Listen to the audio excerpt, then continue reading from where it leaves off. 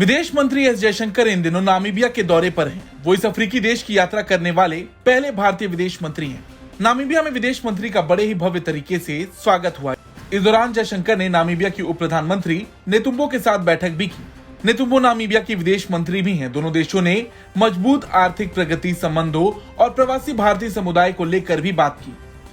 इस दौरान भारतीय समुदाय को संबोधित करते हुए जयशंकर ने कहा कि कई मायनों में भारत अब एक अधिक सक्षम और अधिक आत्मविश्वास से भरा देश है और आज भारत वो भारत नहीं है जो घर पर बैठा रहता है। यह एक ऐसा भारत है जो विदेश जा रहा है।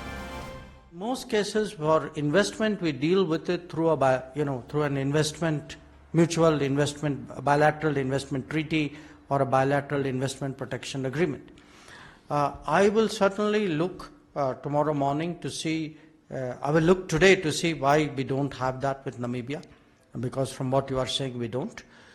And I'd be very happy to raise it with the Namibian government, because ideally I would like to have it with all 195 countries of the world, because today India is no longer the India that sits at home. This is an India which is going abroad. It's not only its people going abroad. Jaishankar ने ओडिशा के बालासोर जिले में train हादसे में जनहानि पर भी दुख जताया। जयशंकर ने कहा कि दुनिया भर के बहुत सारे नेताओं ने एकजुटता व्यक्त की और संवेदनाएं भेजी। आपको ये कहूंगा कि दुनिया भर से बहुत लोगों ने और यहाँ के जो विदेश मंत्री जो हैं उन्होंने भी अपनी सॉलिडारिटी प्रकट की है, अपनी सिंपैथी भेजी है। मुझे भी बहुत फॉरेन मिनिस्टर्स और बाकी जो दोस्त जो दुनिया में हैं उनका भी मैसेज आया है, प्रधानमंत्री जी को भी आया है। और ये एक उदाहरण है कि आज की दुनिया कितनी ग्लोबलाइज्ड हो चुकी है कि और ये भी है कि दुनिया भारत के साथ कितनी जुड़ चुकी है कि हमारे यहाँ ऐसी दुर्घटना हुई और पूरी दुनिया को लगा कि हमें भी इस समय में भारत का साथ देना चाहिए।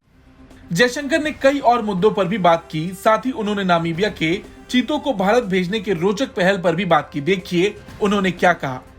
Interesting initiative to translocate cheetahs and it's something which we feel it has now become a bigger initiative. There is something called a Big Cat Alliance, which is all the countries who have tigers, lions, cheetahs of various types. We are trying to get together to see how by working together we can actually increase the number of big cats across the world. So Jaishankar ने Bharat Africa के संबंध पर भी बात की। उन्होंने कहा कि जब मैं आज भारत अफ्रीका संबंधों पर नजर डालता हूं तो मैं जो बड़ा बदलाव देखता हूं वो ये है कि भारत एक जिम्मेदार भागीदार के रूप में देखा जाता है। कुल मिलाकर अगर देखा जाए तो आज से ही नहीं बल्कि आजादी के पहले से ही भारत के रिश्ते नामीबिया से बहुत अच्छे हैं। इस पर आपकी क्या राय है, कमेंट करके जरूर बताएं। ब्यूरो रिपोर्ट, भारत तक।